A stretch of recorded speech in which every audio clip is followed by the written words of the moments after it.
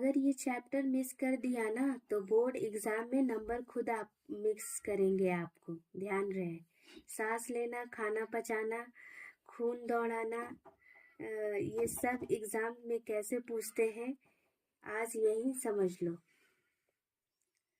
Hello students, have a nice day, welcome back to my channel. आज हम पढ़ने वाले हैं क्लास 10th बायोलॉजी चैप्टर 1 जीवन प्रक्रियाएं। ये चैप्टर बिहार बोर्ड के लिए सबसे ज़्यादा स्कोरिंग है और सबसे ज़्यादा प्रश्न यहीं से पूछा जाता है। तो ध्यान से सुनिए और लास्ट तक देखिए। अगर आपने ये वीडियो पूरा देख लिया, रेस्पिरेशन, न्यूट्रिशन, ट्रांसपोर्टेशन और एक्सक्रिएशन सब आप समझ जाओगे अच्छे से। पोषण, श्वसन, प्रजनन और उत्सर्जन बिल्कुल क्लियर हो जाएगा आपको। सब कुछ आपको एकदम आसान और एग्जाम ओरिएंटेड तरीके से समझ आ जाएगा।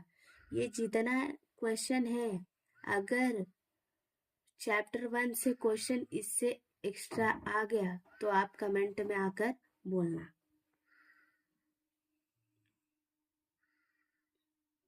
जीवन प्रक्रियाओं में शामिल नहीं है। स्टार्ट करते हैं बिना टाइम वेस्ट किए हुए। पोषण, श्वसन, प्रजनन, उत्सर्जन। जीवन प्रक्रियाओं में क्या शामिल नहीं है? प्रजनन।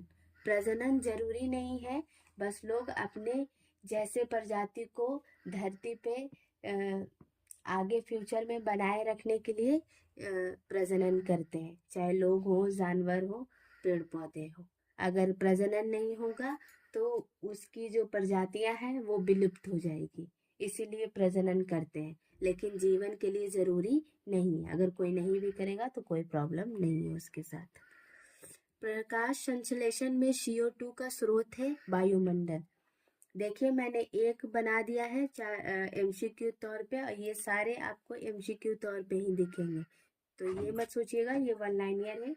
आपको क्वेश्चन रहेगा, 4 ऑप्शन रहेगा, एक ऑप्शन आपको टिक कर देना है। प्रकाश संश्लेषण में CO2 का स्रोत है, क्या है? वायुमंडल है।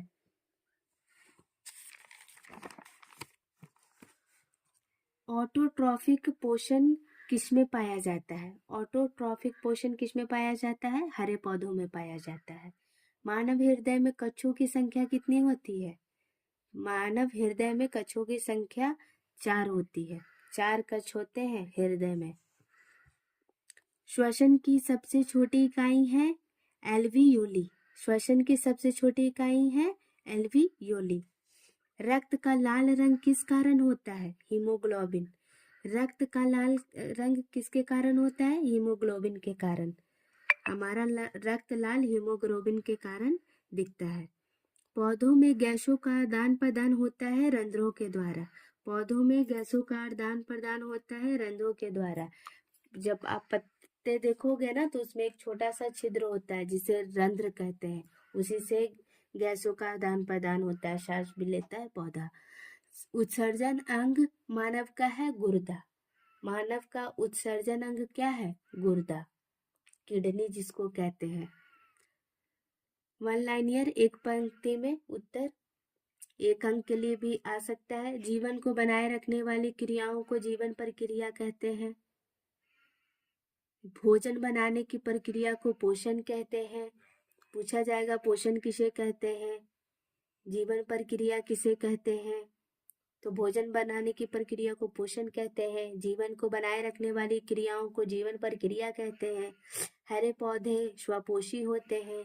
श्वसन में ऊर्जा निकलती है। श्वसन में क्या निकलती है? ऊर्जा निकलती है। मानव हृदय एक पेशीय अंग है। ये MCQ के तौर पे भी आ सकता है और एक अंक के तौर में भी आ सकता है, अति लघु में भी आ सकता है। रक्त शरीर में पदार्थों का परिवहन करता है। रक्त शरीर में क्या करता है? पदार्थों का परिवहन करता है। मूत्र का निर्माण गुर्दे में होता है, किडनी में ही होता है ना मूत्र का निर्माण।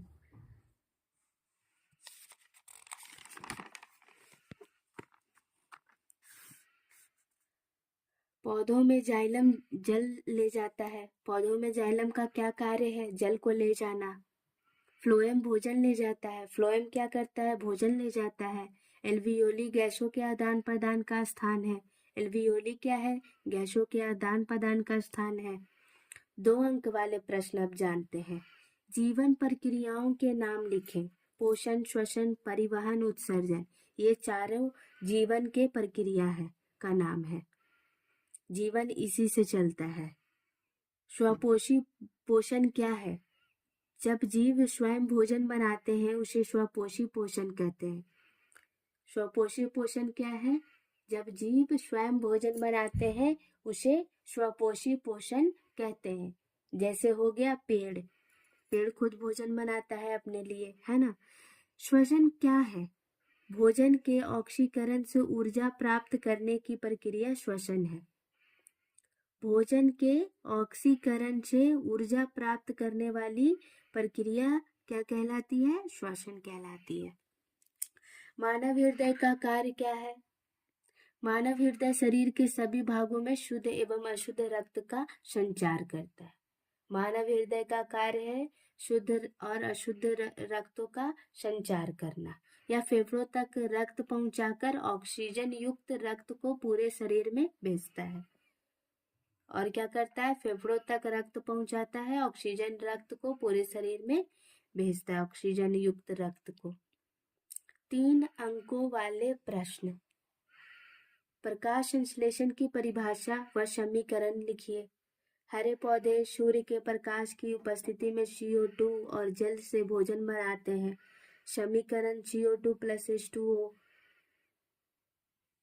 क्या बनता है? C6H12O6 + 2O2। इसे प्रकाश संश्लेषण का समीकरण कहते हैं। पौधों में परिवहन कैसे होता है? पौधों में परिवहन की प्रक्रिया 2 ऊतकों द्वारा होती है, जाइलम और फ्लोएम। जाइलम जड़ों से जल और खनिज लवण को तने तक पत्तियों तक पहुंचाता है, और फ्लोएम या पत्तियों में बने भोजन को पौधों के सभी भागों तक पहुंचाता है। इसी प्रकार जाइलम क्या करता है? यह जड़ों से जल और खनिज लवण को तने तक पत्तियों तक पहुंचाता है, और फ्लोएम क्या करता है? यह पत्तियों में बने भोजन को पौधे के सभी भागों तक पहुंचाता है। इसी प्रकार जाइलम और फ्लोएम के द्वारा पौधों में पदार्थों का परिवहन होता है। ये 2 अंक या 3 अंक में आता है ये सारे क्वेश्चन। 5 अंक। ये मत सोचिएगा आप छोटा छोटा लिख कर आ जाएंगे तो आपको मार्क्स मिल जाएगा। अगर आपको अच्छे से मार्क्स चाहिए तो जो मैं लिखी हूँ वो परफेक्ट है, उतना मार्क्स के लिए आपको इतना लिखना ही पड़ेगा। आप 2-3 बार सुनिए और फिर रिवीजन करने के लिए खुद से लिखिए, तभी आपको याद होगा। ध्यान रहे चैप्टर 1 में इससे एक्स्ट्रा कुछ भी नहीं आने वाला है।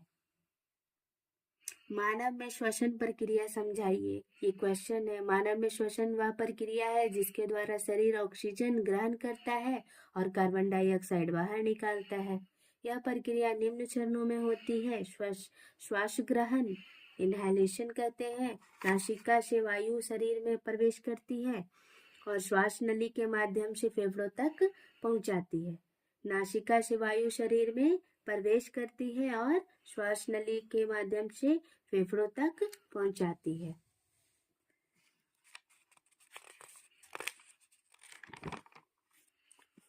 फेफड़ों में वायु का आदान प्रदान।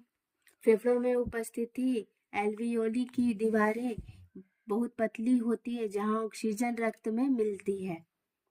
फेफड़ों में उपस्थित एल्वियोली की दीवारें कैसी होती है? बहुत पतली होती है जहां ऑक्सीजन रक्त में मिलती है।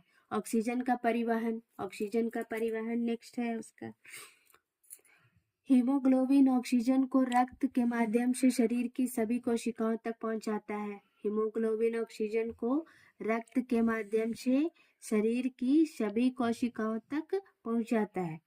कोशिकीय श्वसन, हमारी कोशिकाएं जो होती है शरीर की वो भी श्वास लेती है। कोशिकाओं में ऑक्सीजन की सहायता से भोजन का ऑक्सीकरण होता है जिससे ऊर्जा उत्पन्न होती है।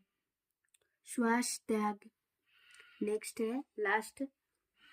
श्वास त्याग एक्सहेलेशन कहते हैं जिसको, इनहेल और एक्सहेल कहते हैं ना हम लोग। सांस लेना, सांस छोड़ना या त्याग करना। उत्पन्न कार्बन डाइऑक्साइड को फेफड़ों द्वारा बाहर निकाल दिया जाता है श्वास त्याग में। इस प्रकार मानव में श्वसन क्रिया द्वारा ऊर्जा प्राप्त होती है। मानव में उत्सर्जन तंत्र का वर्णन कीजिए। मानव में उत्सर्जन तंत्र का वर्णन कीजिए। मानव में उत्सर्जन तंत्र, मानव शरीर में उत्सर्जन तंत्र का कार्य अपशिष्ट पदार्थों को बाहर निकालना है। यह तंत्र मुख्य रूप से निम्नलिखित अंगों से मिलकर बना होता है। मानव में उत्सर्जन तंत्र का कार्य क्या है? अपशिष्ट पदार्थों को शरीर से बाहर निकालना। और ये जो है कुछ अंगों से मिलकर बना होता है, जो है गुर्दे, किडनी। मानव शरीर में 2 गुर्दे होते हैं। सभी को पता है हमारे शरीर में कितने किडनी होते हैं? 2 किडनी होते हैं। मानव शरीर में 2 गुर्दे होते हैं। ये रक्त को छानकर यूरिया, यूरिक अम्ल तथा अतिरिक्त जल को अलग करते हैं और मूत्र का निर्माण करते हैं। मानव शरीर में 2 गुर्दे होते हैं जिनका काम होता है रक्त को छानकर यूरिया, यूरिक अम्ल तथा अतिरिक्त जल को अलग करना और मूत्र का निर्माण करना। जो भी यूजलेस होता है वो शरीर के बाहर मूत्र के द्वारा बाहर आ जाती है। मूत्रवाहिनी, यूरेटर्स, ये पतली नलिकाएं होती है जो गुर्दों से बने मूत्र को मूत्राशय तक पहुंचाती है। मूत्रवाहिनी क्या होती है? ये पतली नलिकाएं होती है जो गुर्दों से बने मूत्र को मूत्राशय तक पहुंचाती है। यानी किडनी में जो मूत्र बनता है उसको मूत्राशय तक पहुंचाने वाली कौन होती है? मूत्रवाहिनी। मूत्राशय, यूरिनरी ब्लैडर, यूरिनरी ब्लैडर, मूत्राशय, इसमें मूत्र कुछ समय के लिए संचित रहता है। यानी मूत्राशय में मूत्र कुछ समय के लिए क्या होता है? संचित रहता है। फिर मूत्र मार्ग से यह मूत्र को शरीर के बाहर निकाल देता है। यह मूत्र को शरीर के बाहर निकालने का मार्ग है, मूत्र मार्ग। इस प्रकार मानव में उत्सर्जन तंत्र शरीर को स्वच्छ एवं संतुलित बनाए रखता है। इनको याद कर लें बस, फिर चैप्टर 1 फुल स्ट्रॉन्ग हो जाएगा। इससे एक्स्ट्रा कुछ भी नहीं आने वाला है, रिटेन है, ठीक है। डायग्राम प्रैक्टिस जरूरी है। ह्यूमन हार्ट का कर लीजिए, ह्यूमन रेस्पिरेशन सिस्टम का, यानी श्वसन, मानव श्वसन क्रिया जो होती है उस सिस्टम का आप पिक्चर बना लीजिए, डायग्राम बनाने का प्रैक्टिस कर लीजिए। नहीं हुआ तो शॉर्ट में मैं अपलोड कर दूंगी बनाकर, आप बस उसको देखकर 2-4 बार प्रैक्टिस कर लेना। किडनी का भी आ सकता है पिक्चर बनाने को। और ये ध्यान रहे ये सब डायरेक्ट 5 मार्क्स का या 3 मार्क्स का होगा। अगर आप इसका प्रैक्टिस कर लेते हैं तो इतना लिखने से बच जाएंगे। डायरेक्ट आप फिगर बना लेना और उनका नाम डिनोट कर देना, 5 मार्क्स मिल जाएगा। और डायग्राम में मार्क्स कटता भी नहीं है, अच्छे से मार्क्स गेन होती है। तो ध्यान रहे ये सारे चीज़ों का अच्छे से आपको प्रिपरेशन कर लेना है, रिवीजन कर लेना है जितना ज़्यादा बार हो। और इतना से बाहर कुछ भी आने वाला नहीं है। चैप्टर 1 से 100 क्वेश्चन का मैं बायोलॉजी का टोटल 100 क्वेश्चन ही लाऊंगी और उतना में ही आपका जो है बायोलॉजी क्वालिफाई हो जाएगा। मतलब कि बायोलॉजी में जितने भी क्वेश्चन आएंगे आपके एग्जाम में उस 100 क्वेश्चन से बाहर नहीं आने वाला है। आज के लिए इतना ही। अगर वीडियो अच्छा लगे तो लाइक और सब्सक्राइब करें।